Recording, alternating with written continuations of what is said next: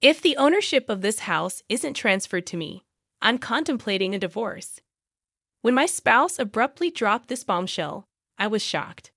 I can't stand to leave with this house because it carries so many priceless memories of our family. My spouse is playing with my emotions and threatening me in spite of my emotional attachment. I was so distraught that I turned to my father for support. I'm Emily, a 30-year-old housewife who spends her days taking care of and providing for our family. John and I got married 2 years ago, and ever since I stopped my work to become a wife, he has been providing for the family. But once my father-in-law passed away, our quiet existence took a turn for the worst, and my mother-in-law moved into our apartment. It surprised me that the day before my mother-in-law came, I was told about her transfer. My spouse announced her presence as casually as if it were the most normal thing to do. I was taken aback and wondered why everything had happened so quickly.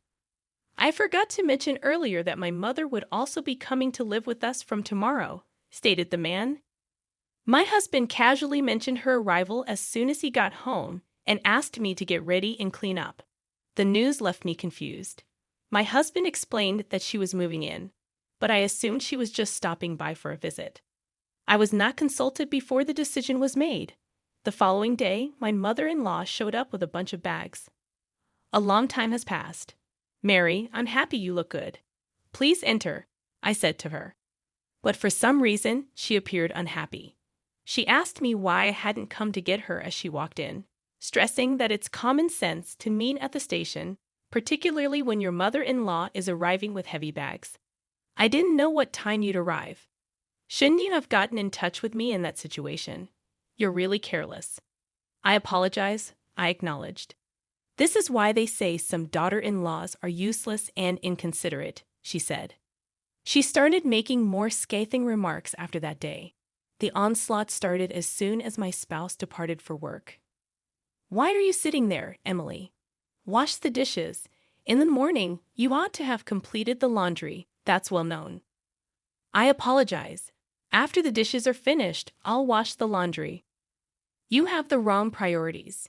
In my house, it's a rule to do laundry immediately after breakfast. That rule is just to do as you're told. Haven't your parents taught you not to make excuses? I had my own daily routine, and it seemed that Mary couldn't understand that I wasn't refusing to do the work. Even if I did things her way, she would still find fault and complain every day. The daytime hours alone with her were especially challenging. One day, I had an epiphany on how to end this living hell with my mother-in-law.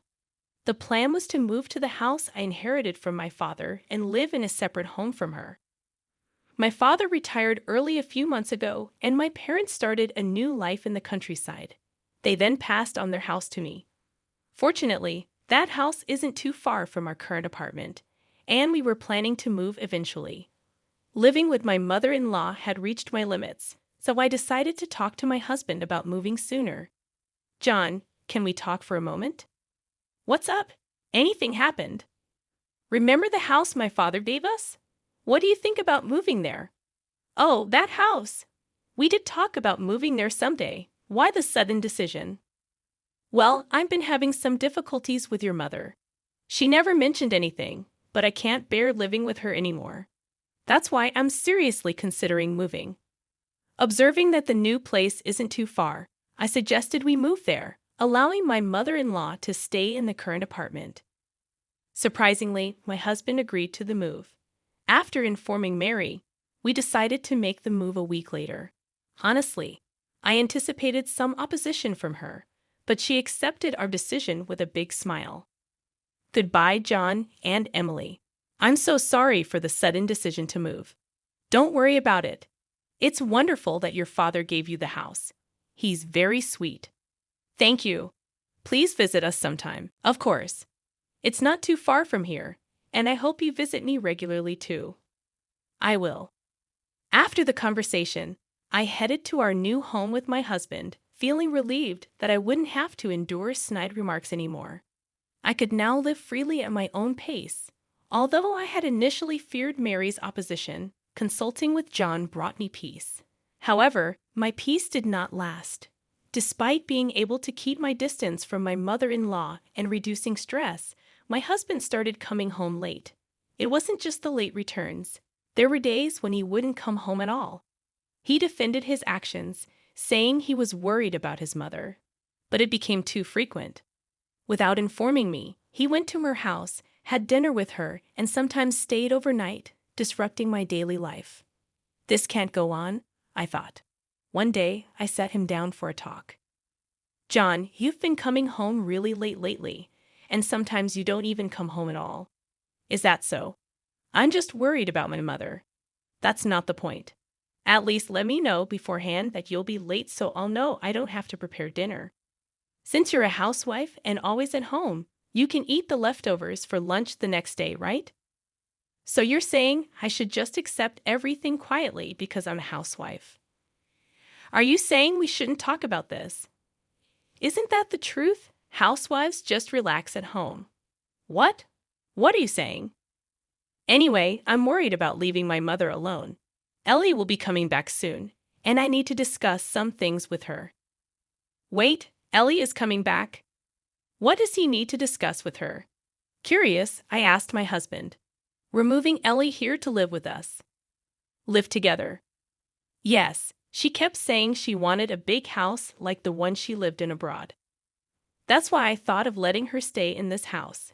What I don't understand is why I was suddenly informed of this. I couldn't think of anything.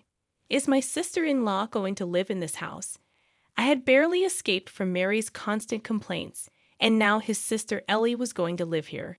I couldn't wrap my head around it. This was the house I inherited from my father. It felt unnatural. It's the only big house that would satisfy Ellie, my husband argued. The apartment where we used to live is now where my mother stays, and it's too small for 4 people. But I never intended to live with Ellie. I don't plan to live together either.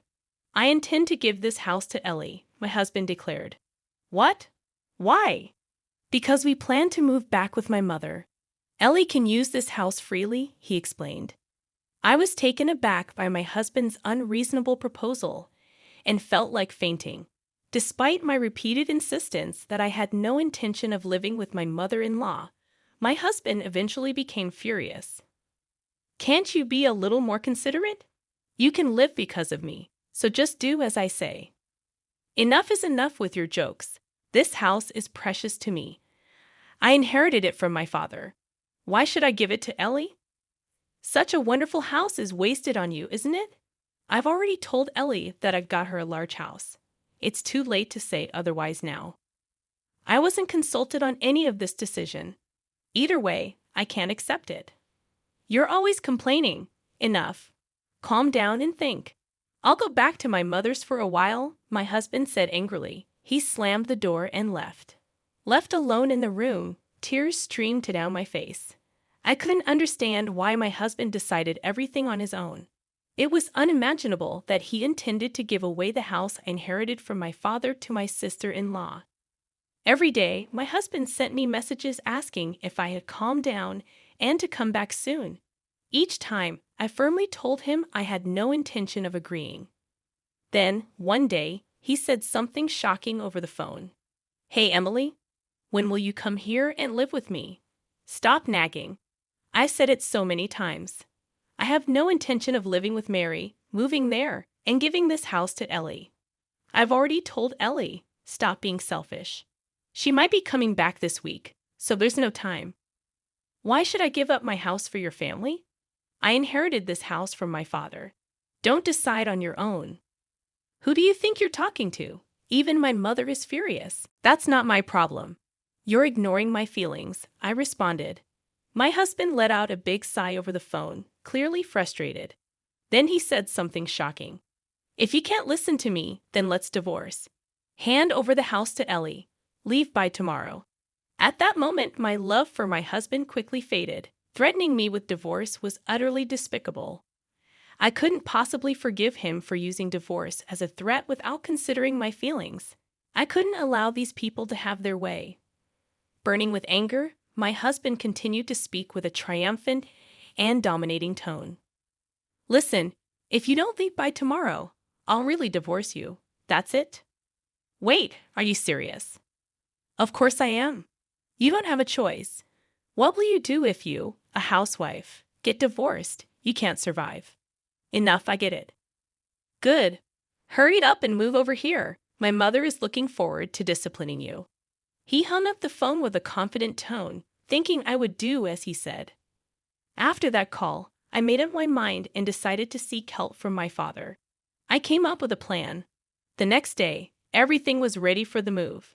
I replied calmly when asked, "By the way, I'm curious about when Ellie will be back." "She'll be back tomorrow." "Why are you so obsessed with Ellie?" "Between you and me, she seems to have made a lot from stock investments." "I see. So if you provide her with a house, maybe you can ask for financial help." "That's so like you." "Anyway, you need to leave that house by today. It's inconvenient for all of us." "Don't worry. I've already moved." "What? What do you mean?" My husband seemed genuinely surprised. "I knew it. You don't want to divorce me, do you?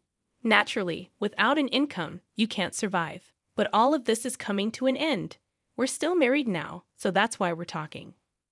"Wait, what? I can only think about divorce now." My husband was clearly shaken by my words. "You promised to move out of that house, right? And live with me. But you've already moved." "What are you saying?" "Of course I won't live in a house with a husband who decides everything on his own and a bullying mother-in-law." "Why are you including me? You promised to move out for Ellie." "I said I've already moved, didn't I?" "I did as you said." Enough with the jokes. "Where are you now?" My husband's tone was panicky, and he was clearly losing his cool. "Actually, I'm at my parents' house." "Why?" "I moved to my parents' rural home. I don't plan on returning to where you guys are." "You should have told me that sooner," my husband replied with a hint of relief in his voice.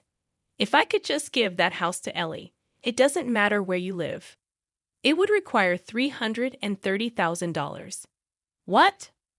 "I put the house I inherited from my father up for sale. If you truly want to give it to Ellie, buy it for $330,000 and then hand it over." "Are you joking?" "I'm serious. The house was still in my father's name, so I asked him to sell it." In reality, what I asked my father for was to sell a house.